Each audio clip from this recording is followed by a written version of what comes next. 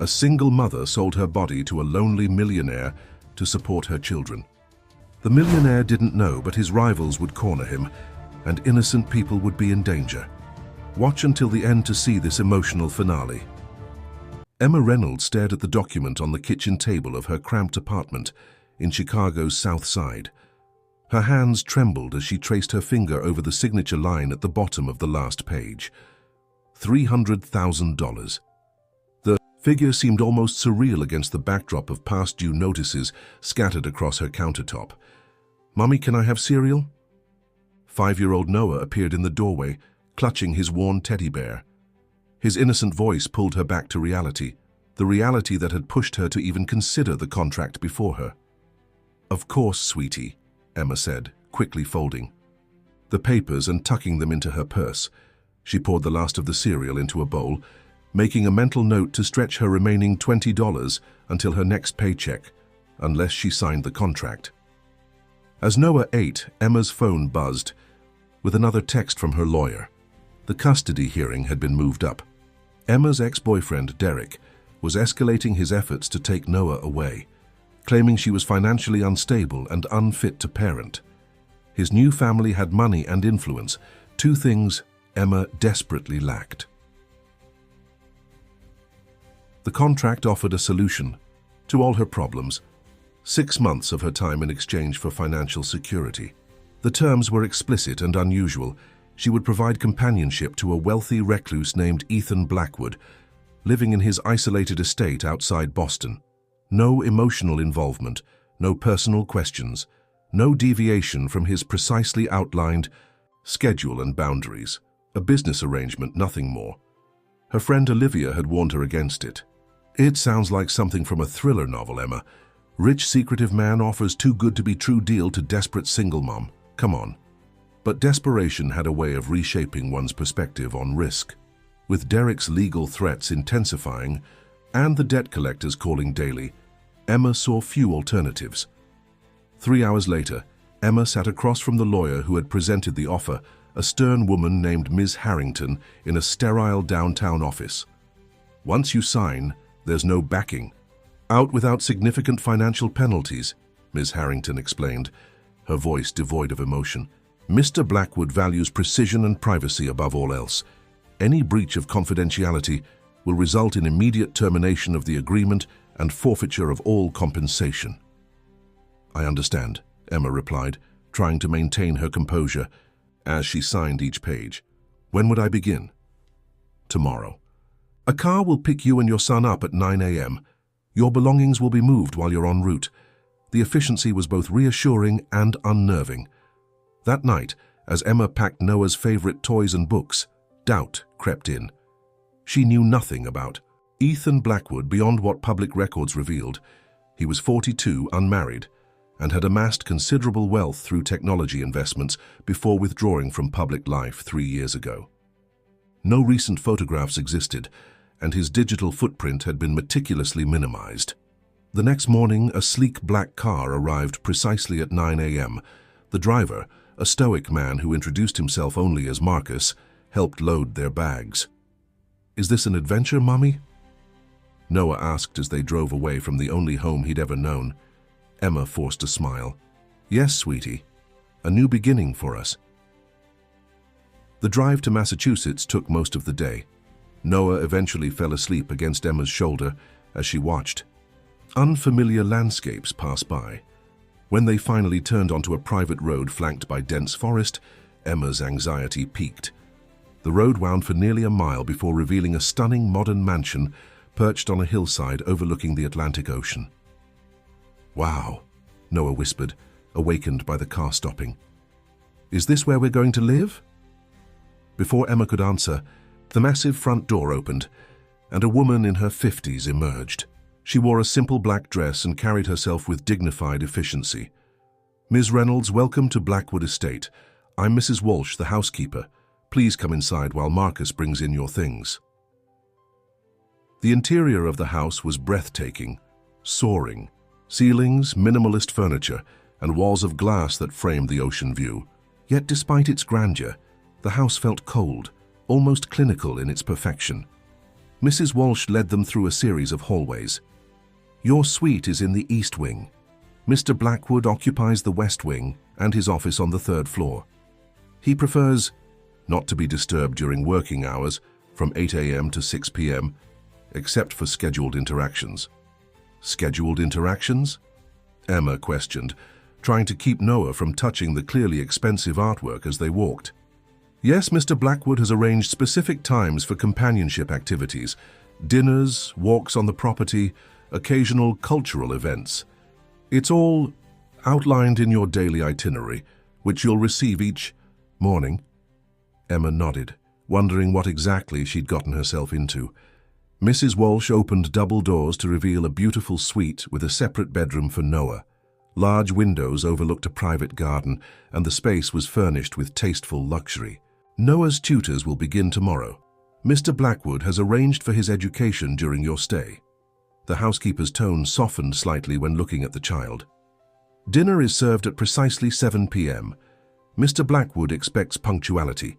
After Mrs. Walsh left, Noah explored the room with excitement, discovering toys that had already been provided, high-quality items Emma could never have afforded. "Mom, look, there's a PlayStation," Noah exclaimed, his eyes wide with wonder. Emma sat on the edge of the bed, overwhelmed by the reality of their situation. Just as she was gathering her thoughts, a gentle knock came at the door. When she opened it, Mrs. Walsh handed her a tablet. "Your schedule, Ms. Reynolds. Mr. Blackwood wishes to meet you at dinner. Alone, I'll watch Noah in the kitchen." Emma showered and changed into one of the few decent outfits she owned, feeling increasingly anxious about meeting her mysterious employer. At precisely 6:55 p.m., she made her way to the dining room, following the map on the tablet. The room was dimly lit, with a long table set for two at one end. A man stood by the window, his back to her. Tall and lean, with dark hair streaked with silver at the temples, he turned slowly as she entered. Ethan Blackwood's face was striking, handsome, but severe, with sharp cheekbones and penetrating grey eyes that seemed to assess every detail about her in seconds. A thin scar ran along his jaw, adding to his enigmatic appearance. He didn't smile. "Ms. Reynolds, you're punctual. I appreciate that." His voice was deep and measured, betraying little emotion. "Mr. Blackwood, thank you for this opportunity." Emma hated how the words sounded. Gratitude for what was essentially a business transaction wrapped in unusual circumstances. He gestured to the chair. "Please, sit. We have matters to discuss." As Emma took her seat, she noticed how he moved. With deliberate precision, as if each gesture was carefully controlled, he poured wine for both of them, his movements economical and practiced. "I assume Mrs. Walsh has outlined the basic parameters of our arrangement," he began, taking his seat. "I value clarity and structure. My home is my sanctuary, and I expect the terms of our contract to be followed without exception." Emma nodded. "I understand." "Do you?" His gaze intensified.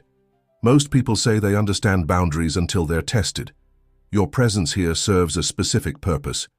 You will attend functions with me when required, engage in conversation during designated times, and otherwise respect my privacy and space. In return, your financial concerns will disappear."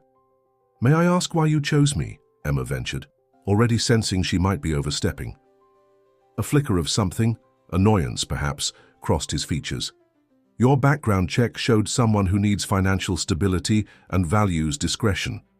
You have strong motivation to honor our agreement due to your current legal situation with your child's father." The mention of Derek sent a chill through Emma. How much did this man know about her? "Our first public appearance will be next week, a charity gala in Boston. My assistant will ensure you have appropriate attire." His tone made it clear this was not a request, but a statement of fact. As the first course arrived, brought in by silent staff who seemed to materialize and disappear at perfect intervals, Emma realized she had traded one form of uncertainty for another. The money would solve her immediate problems, but at what cost? Ethan Blackwood watched her with those calculating grey eyes, revealing nothing of his thoughts or intentions. "To a mutually beneficial arrangement, Ms. Reynolds," he said, raising his glass slightly. Emma raised hers in return. unable to shake the feeling that beneath this perfectly orchestrated evening and this immaculate house lay secrets far more complex than her own. As their glasses clinked, she wondered if 6 months in this beautiful prison would be as straightforward as the contract suggested. Little did she know that forces had already been set in motion, forces that would ensure their carefully structured arrangement would unravel in ways neither of them could predict. 3 months into the contract, Emma stood before the full-length mirror in her suite, barely recognizing herself. The elegant woman in the designer dress who stared back had little resemblance to the struggling single mother who had arrived at Blackwood Estate that cold winter day. Her hair, now professionally styled, fell in soft waves around her shoulders. The constant worry lines that had marked her forehead had softened, but it was her eyes that showed the most change, wary, observant, and increasingly perceptive. "You look pretty, Mommy," Noah said from where he sat on her bed, his legs swinging as he played with a tablet, the latest model, a gift from Ethan after Noah had expressed interest in digital art. "Thank you, sweetie," Emma smiled, adjusting the diamond earrings that had appeared in a velvet box outside her door that morning. Another requirement for tonight's symphony performance in Boston, their third public appearance this month. Life at Blackwood Estate had settled into a rhythm that was both predictable and bewildering. Noah thrived under the attention of his tutors, his natural intelligence blossoming with resources Emma could never have provided. Her financial problems had vanished. Derek's custody case had stalled when Emma's new high-powered attorney, hired by Ethan, had filed a devastating countersuit exposing Derek's history of controlling behavior. And yet, uneasiness lingered. Ethan Blackwood remained an enigma. During their scheduled interactions, dinners, walks along the private beach, car rides to various cultural events, he maintained a practiced distance. His conversation was intelligent but impersonal, as if reciting from a script designed to reveal nothing while appearing engaged. But Emma had begun to notice things, the way his hand occasionally trembled when he thought no one was watching, how he sometimes paused mid-sentence as if losing his train of thought. The unmarked pill, bottles discreetly placed around the house, the hushed phone calls with doctors whose names were never mentioned. A knock at the door interrupted her thoughts. Mrs. Walsh stood there, her perpetually neutral expression firmly in place. "Mr. Blackwood is waiting in the car, Ms. Reynolds." "Of course. Noah, remember what we talked about? Mrs. Walsh will stay with you tonight and I'll be back before you wake up tomorrow." Noah nodded, focused on his tablet. "I know, Mom. Bring me a program from the concert." In the sleek Bentley, Ethan sat reviewing documents on his tablet, barely acknowledging her entrance. His profile was sharp against the evening light, handsome, in a severe way that seemed to grow more pronounced as the weeks passed. Tonight, however, the pallor beneath his tan was more noticeable.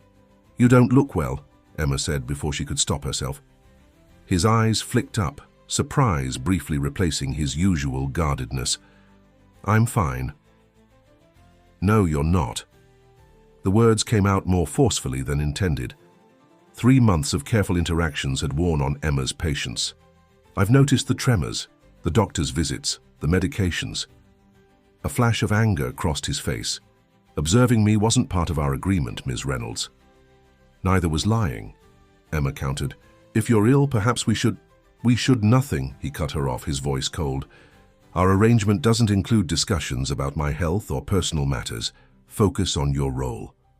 The drive continued in tense silence until they reached Symphony Hall. As always, Ethan transformed the moment they were in public, offering, his arm smiling politely, playing the role of attentive companion. Tonight they were meeting Lawrence Sullivan, a prominent investor, and one of the few people Ethan still maintained business relationships with. Ethan and the lovely Emma, Sullivan greeted them in the private box. In his 60s, with silver hair and a politician's smile, Sullivan had a way of making everyone feel important, while revealing nothing of substance. "How wonderful to see you both again." Emma noticed how Sullivan's eyes lingered on her longer than necessary, assessing in a way that made her uncomfortable. Throughout the first half of the performance, she felt his gaze repeatedly return to her even as he engaged Ethan in what appeared to be casual conversation, but sounded increasingly like veiled business discussion. During intermission, Sullivan pulled Emma aside while Ethan spoke with the symphony director. "You're quite the mystery, Ms. Reynolds, appearing suddenly on Ethan's arm after years of his self-imposed isolation." Emma maintained the poised smile she'd perfected over the past months. "There's no mystery. Mr. Blackwood and I have an understanding." Sullivan's smile didn't reach his eyes. "I'm sure you do. Ethan's always been strategic with his associations, but I wonder if you understand who you're really dealing with." "I believe I do," Emma replied evenly. "Do you know about Meridian Technologies, or why Ethan withdrew from public life so abruptly 3 years ago?" When Emma didn't respond, Sullivan continued, his voice lowering. "There are people who haven't forgotten what happened, people who've been waiting for the right opportunity." Before Emma could ask what he meant, Ethan returned, immediately noticing their private conversation. His expression hardened. "The second half is about to begin, Lawrence." Later that night, as they drove back to the estate, Ethan broke their silence. "What did Sullivan say to you?" "He mentioned something called Meridian Technologies and suggested there are people who have some kind of grievance with you." Ethan's knuckles whitened as he gripped his cane, an accessory he had only recently begun using. "Lawrence enjoys creating drama. Ignore him." "Is that why you hired me? Because of these people with grievances?" The question had been building for weeks. His laugh was short and bitter. "You overestimate your importance, Ms. Reynolds. I hired you because attending certain functions alone draws unwanted speculation about my health and business. Your presence deflects attention." The callousness of his assessment stung more than Emma expected. "Well, as long as I'm fulfilling my purpose," she said sharply. Something flickered across his face, regret perhaps, but he quickly masked it. "We made a deal. Don't confuse this with something it isn't." The next morning, Emma was reviewing Noah's schoolwork when Mrs. Walsh appeared at the door of their suite, her typical composure slightly disrupted. "Ms. Reynolds, there's someone at the gate insisting on seeing you. A Mr. Derek Chambers. Security has refused him entry, but he's threatening to call the police, claiming you're keeping his son from him illegally." Emma's blood ran cold. "That's impossible. The court order." "Mr. Blackwood is away at medical appointments until this evening. Should I have security contact the authorities?" "No. I'll speak to him through the intercom." Emma's mind raced. How had Derek found her? The estate's location was closely guarded, and her arrangement with Ethan wasn't public knowledge. At the security office, Emma watched the monitor showing Derek pacing outside the main gate, his expensive suit and carefully styled hair a facade for the volatility she knew too well. "Derek, what are you doing here?" she asked through the intercom. His head snapped up, a smile spreading across his face that had once charmed her, but now sent chills down her spine. "There you are, Em. Nice place you found yourself. Quite the upgrade from that dump in Chicago." "You have no right to be here. The restraining order only applies in Illinois, sweetheart. I'm just a concerned father checking on his son. Although I'm very interested in how you suddenly afforded high-powered attorneys and apparently a lifestyle change." His voice hardened. "Or should I ask your new benefactor, Ethan Blackwood, right? I wonder what a judge would think about you. Living with a man with his reputation." Emma's heart pounded. "Leave now or security will call the police." "I've already left something for you at the gatehouse. Just a reminder that I haven't forgotten about you and Noah." His smile returned, confident and threatening. "I'll be seeing you soon, Em." After Derek drove away, the head of security handed Emma a manila envelope. Inside was a formal notice of a new custody hearing in Massachusetts courts, along with photographs. Emma and Ethan entering various events together, Noah playing on the estate grounds. There was also a newspaper clipping about Meridian Technologies' sudden collapse 3 years ago, with Ethan's name highlighted among those who had walked away wealthy while hundreds lost their investments. Attached was a handwritten note. "How much is Blackwood paying you?" "Whatever it is, I can get more from the right people who want information about him. Think about Noah's future." That evening, when Ethan returned, Emma was waiting in his study, a breach of their agreement that specified she should never enter. His private spaces uninvited. The room was meticulously organized, walls lined with books and technology, large monitors displaying financial data and security feeds from around the property. He stopped in the doorway, leaning heavily on his cane, exhaustion evident in his face. "This is unexpected." Emma placed the envelope on his desk.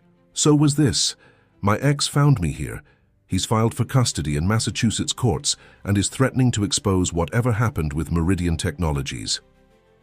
Ethan's expression remained impassive as he reviewed the contents, but Emma noticed the slight tremor in his hands had worsened. "This doesn't change anything. My attorneys will handle it." "It changes everything." Emma's composure cracked. "He's using my son as leverage, and now he's connected me to whatever scandal you're hiding from. I need to know what I'm dealing with." "What you're dealing with," Ethan replied coldly, "is an opportunist who found a way to profit from our arrangement. The question is, did you help him?" The accusation hit Emma like a physical blow. "How dare you? I would never put Noah at risk." "Yet, someone fed information to your ex." Ethan moved to his computer, typing rapidly. Security footage appeared on one of the large monitors. Emma at various points around the estate on the phone, talking with staff. "Who have you been speaking to about our arrangement?" The systematic surveillance shocked her.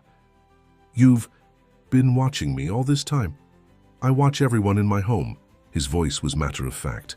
"Trust is a luxury I don't indulge in. And clearly one I can't afford either," Emma said bitterly. "I came to you with this because it affects us both. I could have hidden it." Something in her words seemed to reach him. Ethan sank into his chair, suddenly looking far older than his years. After a long moment he spoke, his voice quieter. "Meridian was a technology company I invested in heavily. 3 years ago, it collapsed amid allegations of fraud. The CEO disappeared with millions, leaving investors with nothing. As the most visible board member, I became the public face of the failure." "But you weren't responsible?" "Responsibility takes many forms, Ms. Reynolds." His gaze was distant. "I missed warning signs. People lost everything: retirement funds, college savings. One man took his own life in my office lobby." The weight of his words hung in the air between them. For the first time, Emma saw past the controlled facade to the burden he carried. "After that, I received threats, withdrew from public life. But Lawrence Sullivan is right. There are people who haven't forgotten, people who would use any connection to me as leverage." He looked directly at her, "including you and your son." The realization of their shared vulnerability settled over Emma. "So what do we do now?" "We renegotiate," Ethan said simply, "starting with honesty from both of us." As night fell over Blackwood Estate, Emma and Ethan began a conversation unlike any in their 3 months together, one without the barriers of their contract. Neither realized that the real threat was already much closer than Derek, or that the forces working against them had been carefully orchestrating events since before Emma ever signed that contract in her Chicago apartment. "I'm afraid the results aren't what we hoped for, Mr. Blackwood." Emma stood outside Ethan's home office, the doctor's somber voice carrying through the door she'd been about to knock on. 5 months into her contract, the boundaries between them had shifted, not erased. Ethan still maintained his private spaces and times, but the rigid structure had relaxed into something more collaborative, if not quite friendship. "How long?" Ethan's voice was steady, betraying none of the emotion Emma knew he must be feeling.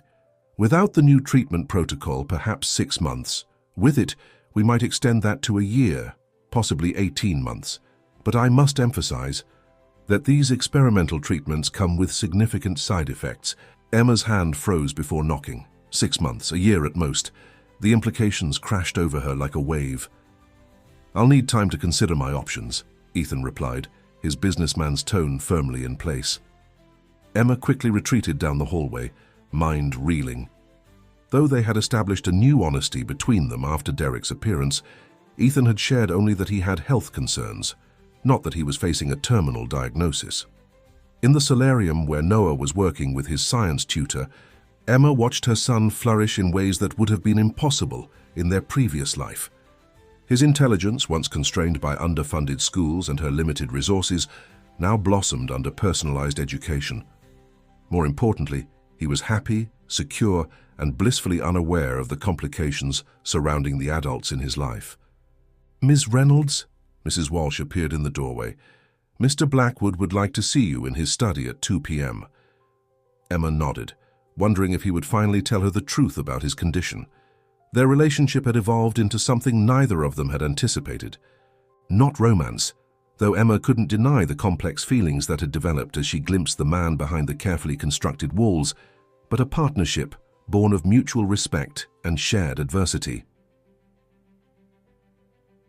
The past 2 months had brought challenges that forced them to rely on each other.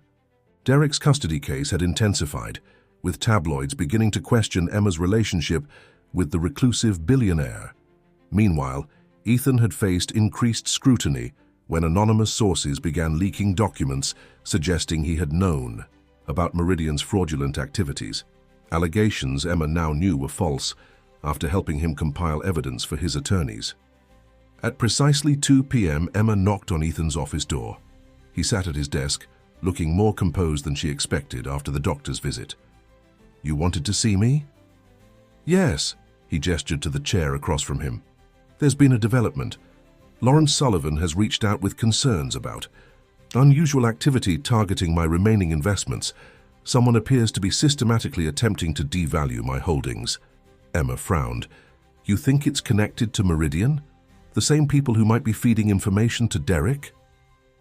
"That's my suspicion." Ethan pulled up financial charts on his monitor. "These attacks are too precise, too knowledgeable about my portfolio structure to be random. Someone with intimate knowledge of my business is orchestrating this. Have you spoken to the authorities?" "Not yet. I need more concrete evidence before involving them." He hesitated. "There's something else you should know. Given these developments and other factors, I've made changes to my will and financial arrangements. If anything happens to me, you and Noah will be provided for." The statement hung in the air between them. Emma's throat tightened. "Is there something you're not telling me about your health?" Ethan's gaze met hers steadily. "My condition is progressive. The treatments I've been undergoing have been less effective than hoped." "How bad is it?" she asked quietly.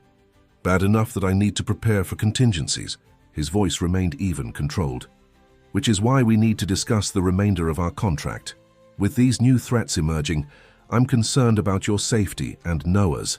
Perhaps it would be best if you took the money we agreed upon and relocated somewhere less connected to me." Emma studied him, seeing the cost of this offer in his eyes. "You're trying to protect us by pushing us away." "I'm being practical. Your contract ends in 4 weeks. You have what you needed: financial security, legal protection from your ex. Extending our arrangement only puts you at greater risk." Before Emma could respond, Ethan's phone rang. He glanced at the screen and frowned. "I need to take this." As he spoke quietly into the phone, Emma noticed something odd on one of his monitors, a flashing alert on the property's security system. She moved closer, recognizing a breach notification for the estate's perimeter. "Ethan," she interrupted, pointing to the screen. He ended his call immediately, expanding the security feed. "Someone's on the eastern property line." He switched to another camera, revealing a figure in dark clothing moving through the woods toward the house. Ethan reached for a panel beneath his desk, activating additional security measures. "Call Mrs. Walsh and tell her to take Noah to the safe room immediately. Security Protocol Delta." Fear coiled in Emma's stomach as she made the call. Mrs. Walsh responded with practiced efficiency, assuring Emma that Noah would be safely secured. In the reinforced room hidden beneath the house. "Who is that?" Emma asked, returning to Ethan's side. "I don't know, but they've disabled part of the security system, something only someone with inside knowledge could do." His expression darkened. "This isn't a random intrusion." Ethan pulled a tablet from his desk drawer, bringing up additional camera feeds. "Marcus will intercept them, but we should move to a secure location as well." As they prepared to leave the office, Ethan's computer chimed with an incoming email. He paused, his face paling as he read the message. "What is it?" Emma asked. He turned the screen toward her. The email contained only a single line. "You shouldn't have chosen her," followed by an attachment, a photograph of Emma from years ago, standing next to a man Emma recognized with a chill as Victor Meridian, the disgraced CEO who had disappeared, with investors' money. "I've never met this man," Emma said immediately, her mind racing. "This is photoshopped." "I know," Ethan replied, his voice tight. "This is what they've been building toward, fabricating a connection between you and Meridian to suggest I've been hiding him or working with him all along." A sharp beep from the security panel interrupted them. The cameras went dark, one by one, plunging the estate's surveillance system into blindness. "We need to go, now." Ethan grabbed his cane, moving with surprising speed despite his condition. "The safe room where Noah and Mrs. Walsh are is our best option." They moved swiftly through the house, taking a service stairwell down to the lowest level. Emma's phone vibrated with a text message from an unknown number. "Ask Blackwood about Project Phoenix and why he really chose you." As they reached the basement level, Emma heard footsteps behind them. Ethan pulled her into a darkened room, pressing her against the wall as they listened to the intruder pass by their hiding place. "There's something you're not telling me," Emma whispered, once the footsteps faded. "Why would someone Photoshop me with Meridian? Why say you chose me specifically?" Ethan's face was half-shadowed, his expression unreadable. "I didn't choose you randomly, Emma. Your background check showed no connection to anyone from Meridian or my other business interests. You were safe. Someone whose motives were transparent and uncomplicated." But this message suggests otherwise. A distant crash echoed through the house, followed by the sound of breaking glass. Ethan's grip on Emma's arm tightened. "We need to keep moving. The safe room is through the wine cellar." He led her forward, limping more noticeably now, the stress clearly exacerbating his symptoms. As they entered the expansive wine cellar, Emma's phone lit up with another message, this time with an attachment, financial. Records showing a payment from Lawrence Sullivan to Derek Chambers 3 months ago. "Sullivan is working with Derek," Emma said, showing Ethan the document. "But why would he—" The answer came in a voice from the shadows at the far end of the cellar. "Because some debts can never be repaid with money alone." Lawrence Sullivan stepped into view, the dim cellar lights revealing his usual polished appearance now hardened with cold determination. He held a gun casually at his side. "Lawrence," Ethan said, positioning himself slightly in front of Emma. "I should have realized sooner." "Yes, you should have." Sullivan's smile was devoid of warmth. "You always prided yourself on being 3 steps ahead, Ethan. But your illness has made you sloppy. Bringing this woman into your home without proper vetting was your first mistake." "What are you talking about?" Emma demanded. "I have no connection to any of this." Sullivan laughed. "Not directly, no, but your former neighbor in Chicago, the elderly woman who recommended you for a job opportunity that eventually led to Ethan's offer, she was Victor Meridian's aunt. A connection buried. So deep even Ethan's thorough background checks missed it." Emma's mind raced back to Mrs. Petrova, the kind widow who had mentioned a friend looking for household help, the first link in the chain that had ultimately connected her to Ethan. "That's impossible. Mrs. Petrova was just a neighbor. A neighbor who received regular payments from offshore accounts connected to me," Sullivan replied. "Just as your ex-boyfriend received payments to suddenly pursue custody and put pressure on you. Pressure that would make Ethan's offer seem like divine intervention." The calculated manipulation stunned Emma into silence. Every hardship, every desperate circumstance that had pushed her towards signing Ethan's contract, all orchestrated. "Why?" Ethan asked, his voice low with barely controlled anger. "Was it always about Meridian?" "It was about Elizabeth," Sullivan replied, his polished veneer cracking to reveal raw grief beneath. "My daughter, who believed in you and Meridian, who invested everything in your company on my recommendation, who couldn't face the shame of losing it all." The gun trembled slightly in his hand. "She left behind 2 children, Ethan. 2 children who will grow up without their mother because of what you did." "I didn't know about Meridian's fraud," Ethan said, his voice steady, despite the gun now pointed at his chest. "I've shown you the evidence." Evidence you could have easily fabricated. What I know is that you walked away wealthy while Elizabeth and hundreds like her lost everything. Sullivan's attention shifted to Emma. I needed someone close to him, someone who could access his private files, find proof of his involvement with Meridian. So you manipulated me, Emma said, anger replacing her shock. Used my son as a pawn in your revenge plot. Where is Noah? She demanded suddenly, fear gripping her heart. What have you done with my son? Your son is perfectly safe in the panic room with the housekeeper, Sullivan assured her with chilling casualness. Although they may be there for some time, as my associate has disabled the release mechanism, a precaution to ensure we're not interrupted. Lawrence, whatever grievance you have is with me, not Emma or her child, Ethan said, taking a careful step forward. Let them go and we can resolve this between us. Sullivan shook his head. Too late for that.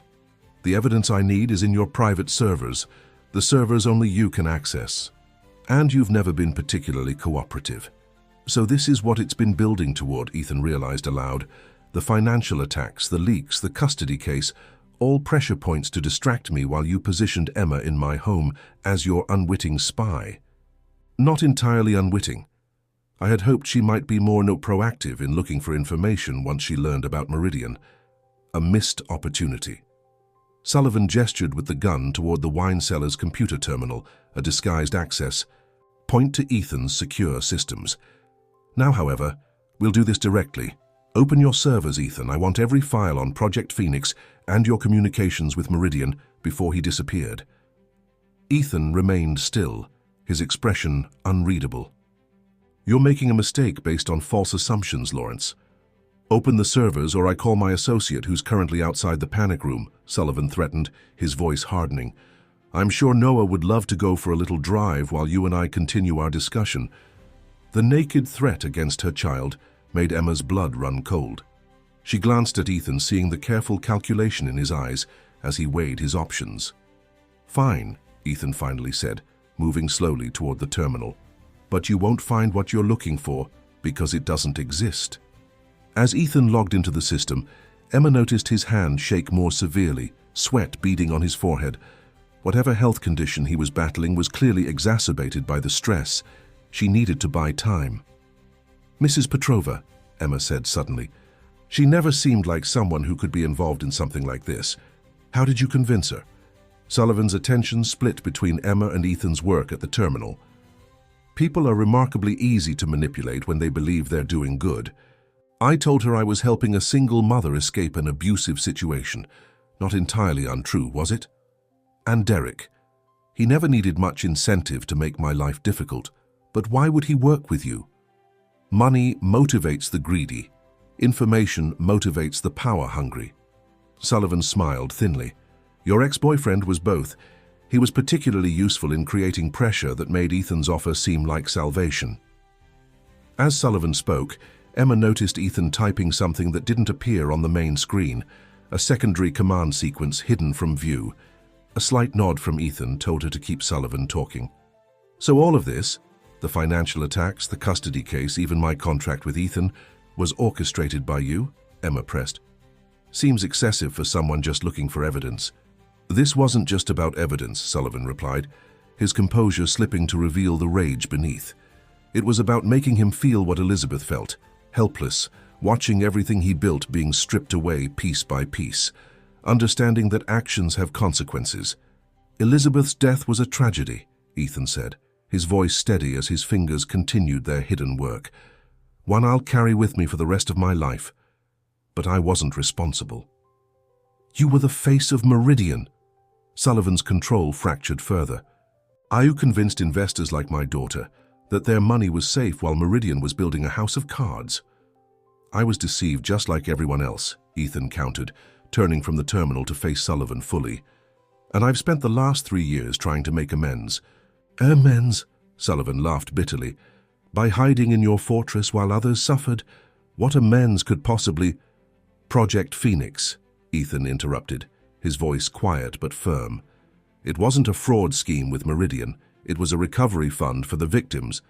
The revelation hung in the air. Sullivan's grip on the gun tightened. "You're lying." "Check the files you wanted so badly." Ethan gestured to the terminal, which now displayed a series of financial records.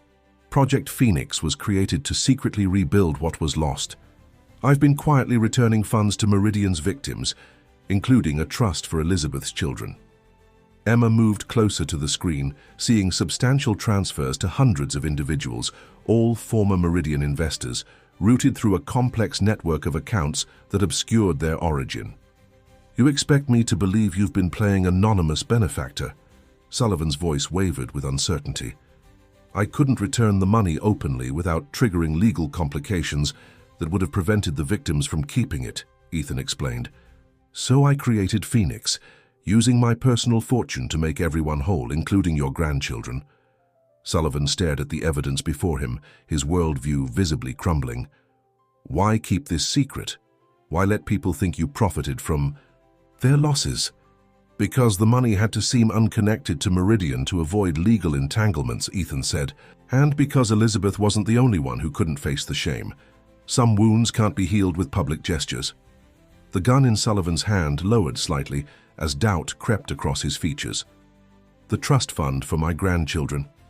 That was you." Before Ethan could answer, the sound of breaking glass echoed from somewhere above, followed by heavy footsteps. Sullivan's phone buzzed with a message that made his expression darken.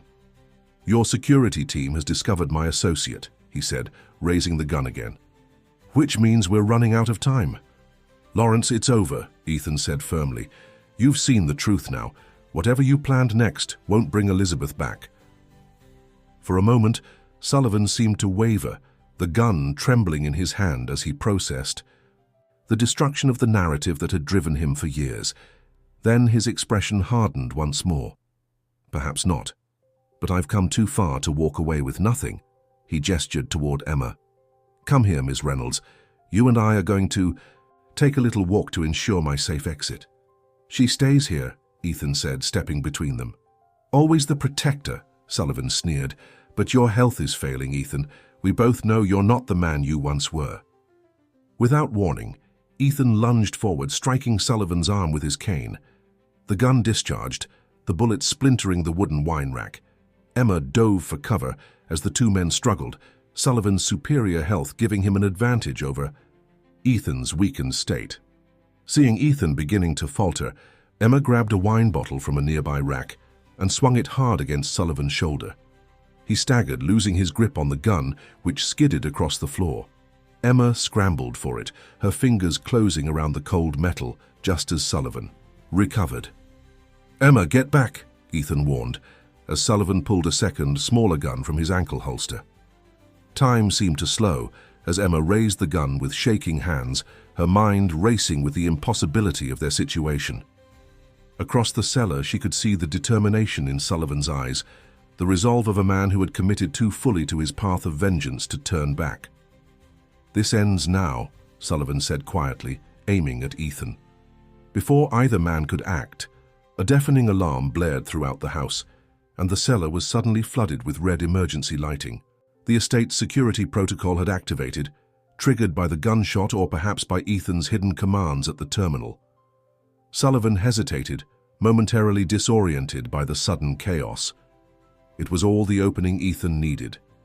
Despite his weakened state, he moved with surprising speed, knocking Sullivan's arm upward as the gun fired into the ceiling. The two men crashed into a wine rack, bottles shattering around them as they fell to the floor. Emma rushed forward, heart pounding, to find Ethan pinning Sullivan down, despite his obvious exhaustion. The older man had gone still, the fight seemingly drained from him as the alarm continued to wail. "It's over, Lawrence," Ethan said, breathing heavily. "The authorities have been automatically notified. Your associate has likely already been apprehended." Sullivan stared up at the ceiling, a strange calm settling over his features. "She was my little girl, Ethan. My brilliant, beautiful girl." To know," Ethan replied softly, "and nothing I do will ever bring her back, but I swear to you I've tried to make it right." The sound of footsteps on the stairs announced the arrival of security personnel, who quickly took control of Sullivan. As they led him away, he looked back once at Emma. "He's still hiding something from you," Sullivan said, his voice hollow with defeat. "Ask him why he really chose you. Ask him about the other connection." Then he was gone, leaving Emma and Ethan alone in the destroyed wine cellar, surrounded by broken glass and spilled wine that looked eerily like blood in the red emergency lighting. "We need to get to Noah," Emma said, already moving toward the door. "Emma." Ethan's voice stopped. "Her." When she turned, she saw him leaning heavily against the wall, his face ashen. "There's something you need to know." But before he could continue, his legs gave way and he collapsed to the floor, unconscious. As Emma rushed to his side, calling desperately for help, she couldn't shake Sullivan's final words, or the feeling that despite everything they'd just survived, the most devastating revelation was still to come. The steady beep of medical equipment formed a rhythmic backdrop to the private hospital suite where Ethan lay unconscious. Outside the window, rain pelted against the glass, mirroring the storm of emotions within Emma as she maintained her vigil at his bedside. 3 days had passed since the confrontation with Sullivan. 3 days of specialists coming and going, of hushed consultations in hallways, of Emma dividing her time between the hospital and Noah, who remained safely at the estate under doubled security. His condition has stabilized, but the stress triggered an acceleration of his neurological symptoms, Dr. Winters, Ethan's primary physician, had explained that morning. The experimental treatment protocol we discussed is now his best option, though I must caution that the prognosis remains challenging. Challenging. Such a clinical euphemism for what Emma now understood was a terminal diagnosis, an aggressive neurological disorder that was gradually shutting down Ethan's body systems. The same condition that had taken his father and grandfather, a genetic legacy he had tried to outrun with cutting-edge treatments and sheer force of will. Emma gently took Ethan's hand, noting how his once strong fingers now seemed fragile. In sleep, the careful masks he wore, the cold businessman, the controlling recluse, fell away, revealing just a man facing his mortality far too young. "Why didn't you tell me?" she whispered, though she knew the answer. Their contract had been built on emotional distance, on clearly defined boundaries. His illness was the ultimate vulnerability, one he had spent years concealing from the world. The door opened softly as Marcus, Ethan's head of security, entered. Unlike his usual stoic demeanor, concern etched lines around his eyes. "Ms. Reynolds, I've completed the security review you requested." After ensuring Noah was safe and settled with Mrs. Walsh, Emma had insisted on a complete investigation of everyone connected to the estate, determined to uncover any remaining threats Sullivan might have planted. "What did you find?" she asked, not releasing Ethan's hand. "Sullivan's operative has been taken into custody. He was a former Meridian employee who lost everything in the collapse." Marcus placed a tablet on the side table. "We've also confirmed that your ex-boyfriend received substantial payments from Sullivan over the past 6 months. The custody case has been exposed as fraudulent, and his attorney has withdrawn." Relief washed over Emma at the news about Derek. At least Noah was safe from that particular threat. And Mrs. Petrova, my neighbor in Chicago? "That's where things get complicated." Marcus hesitated. "She does appear to have been Sullivan's unwitting accomplice in directing you toward the employment chain that led to Mr. Blackwood. However, there's more." He glanced at Ethan's unconscious form. "I believe this is information Mr. Blackwood would want to share personally." "He's been unconscious for 3 days, Marcus," Emma said firmly. And Sullivan's parting words suggested there's something important I don't know, something that might still pose a danger to Noah. The security chief's professional resolve visibly wavered before he nodded. "Very well. Our investigation revealed that while Mrs. Petrova was indeed paid by Sullivan to recommend you for that initial housekeeping position, Mr. Blackwood was already aware of you before Sullivan's plan was set in motion."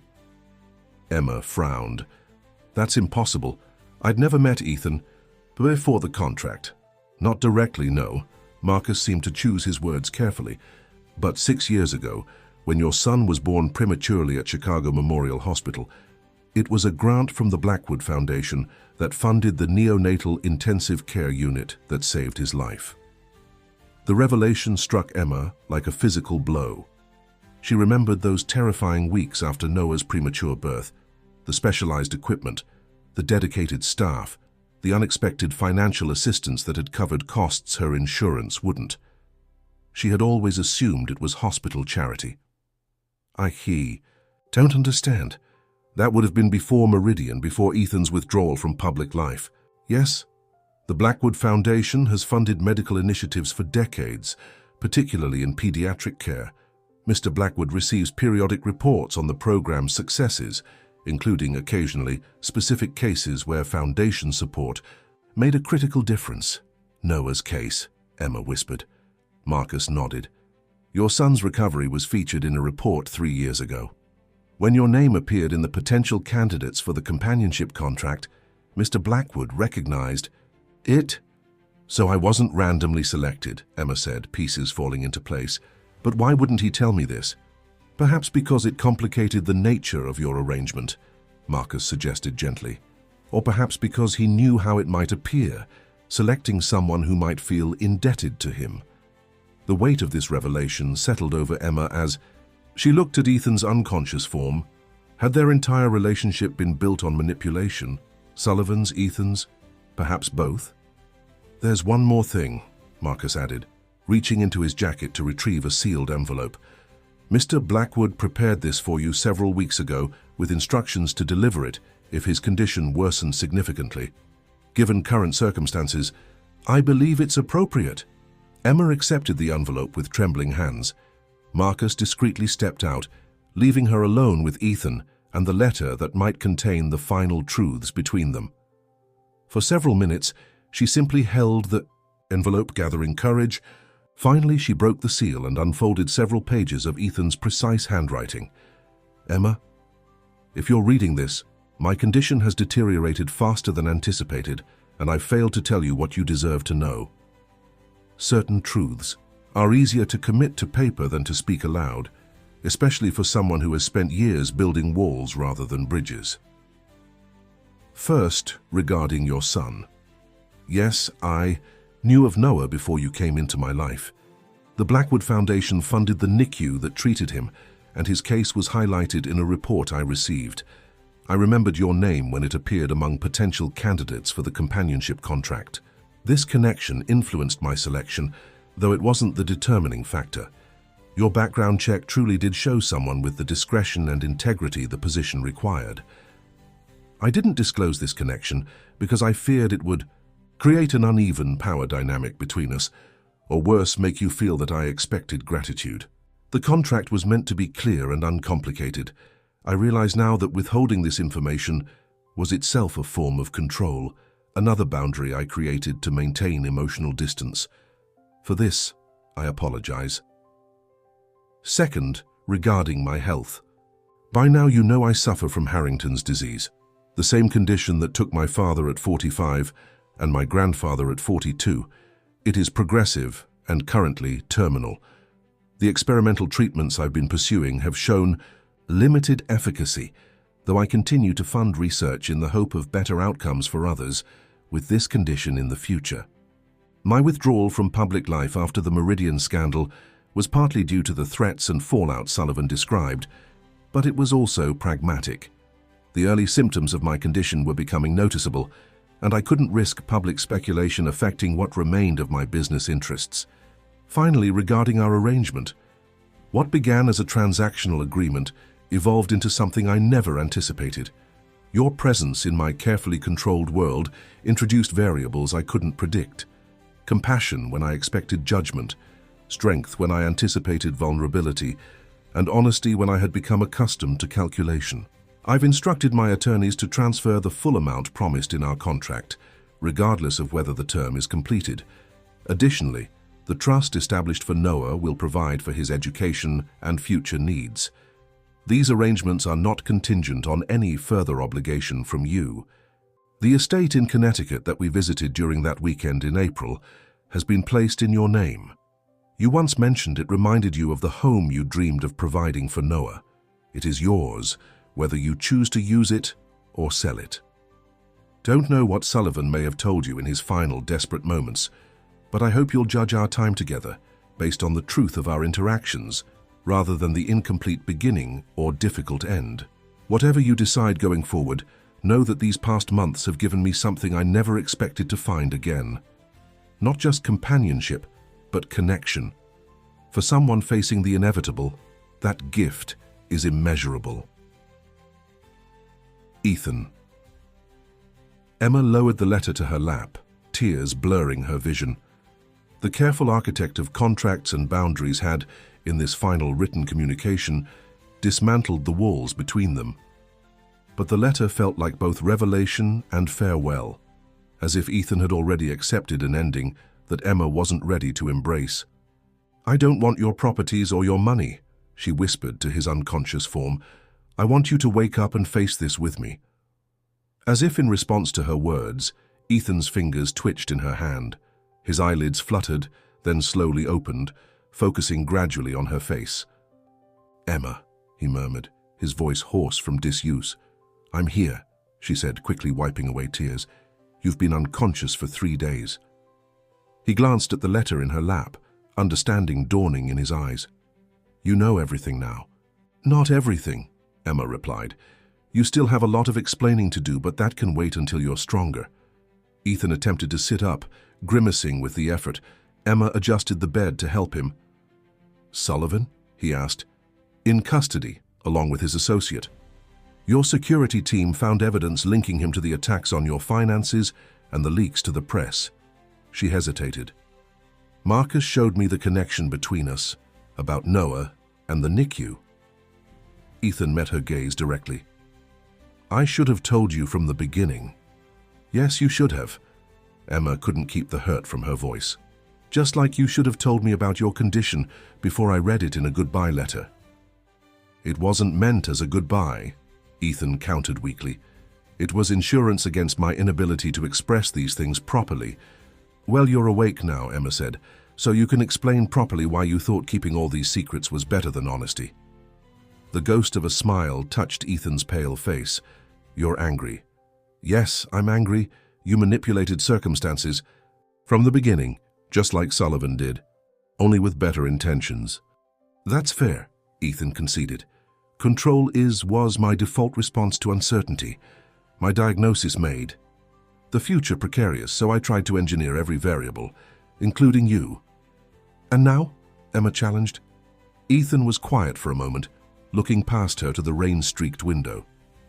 "Now I recognize the irony of trying to control circumstances, when the biggest circumstance, my health, was always beyond my control." Dr. Winters entered the room, interrupting their conversation. After examining Ethan and expressing cautious optimism about his regained consciousness, the doctor pulled Emma aside. "There's an opening in the clinical trial I mentioned. Given Mr. Blackwood's condition, I've recommended him as a candidate. It would involve treatment in Switzerland for several months, beginning as soon as he's stable enough to travel." "What are the chances of success?" Emma asked. The doctor's expression remained carefully neutral. "The preliminary results show promise in slowing progression significantly. I can't offer guarantees, but it currently represents his best hope for extending quality time." Emma nodded her understanding. "I'll discuss it with him."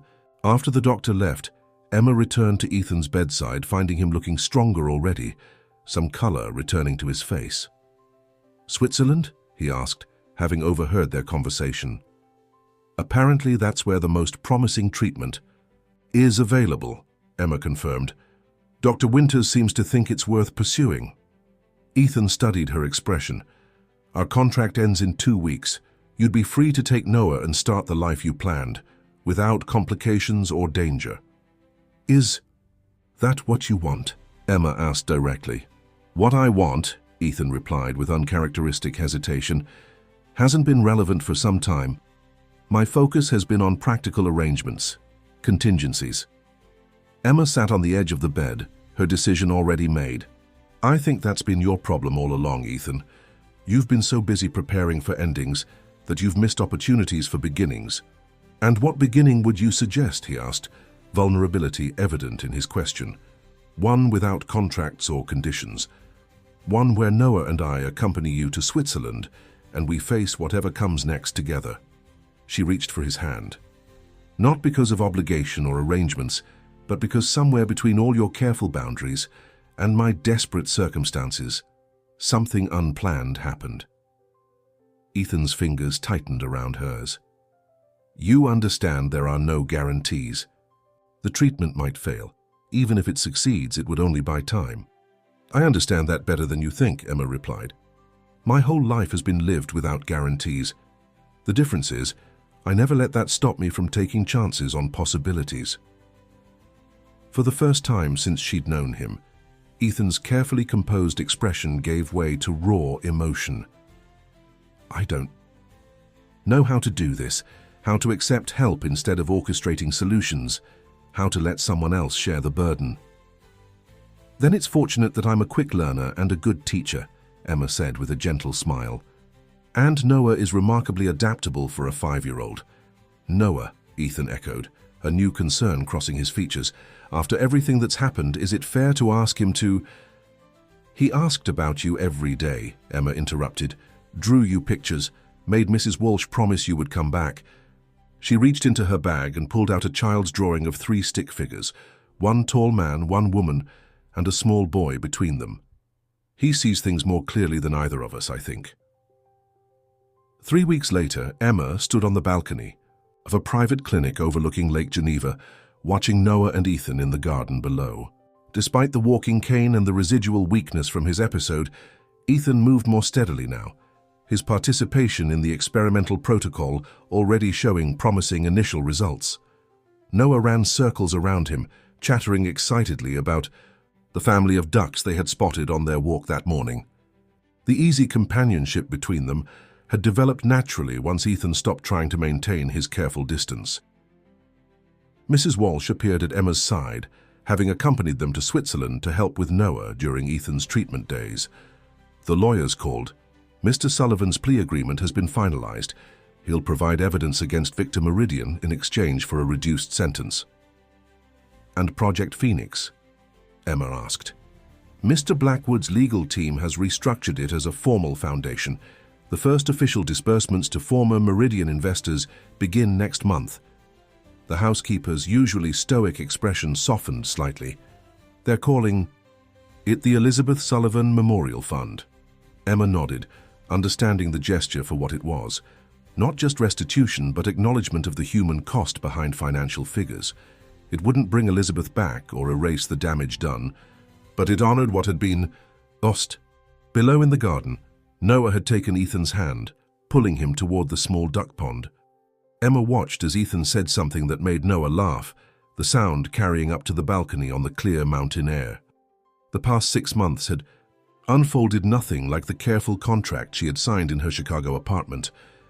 The boundaries had blurred, the terms had shifted, and the simple exchange of companionship for financial security had evolved into something far more complex and valuable. What remained between them now wasn't written in legal language or bound by signature lines. It existed in Noah's drawings of their unconventional family, in the quiet conversations during Ethan's treatment days, in the gradual surrendering of control and the acceptance of uncertainty. Emma knew there were still challenges ahead. Ethan's condition remained serious, despite the promising new treatment. Sullivan's actions had exposed vulnerabilities in their lives that would take time to address completely, and they were still learning how to navigate a relationship that had begun under such unusual circumstances. But as she watched the man, who had once hidden behind walls of wealth and isolation, now kneeling beside a child who had brought unexpected joy to his carefully ordered world, Emma understood that some contracts couldn't be captured on paper, and some forms of companionship couldn't be negotiated in advance. What had started as necessity had transformed into choice. What had been meticulously planned had given way to possibilities neither could have anticipated, and in that transformation lay the most valuable currency of all, not security or control, but the courage to remain open to what might come next, however uncertain the path ahead. As if sensing her thoughts, Ethan looked up from the pond and met her gaze across the distance. His smile, once so rare, now came more easily, another small victory against the shadows that had defined him for too long. Emma returned the smile, thinking of the contract tucked away in her luggage, the document that had brought them together, but could never have predicted where they would end up.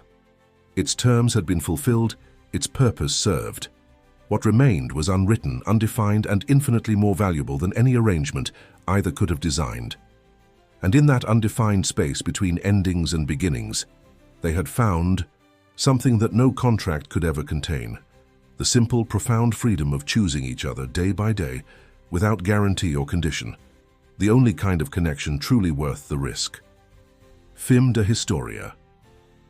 Dear readers, we hope Emma and Ethan's journey has touched your heart.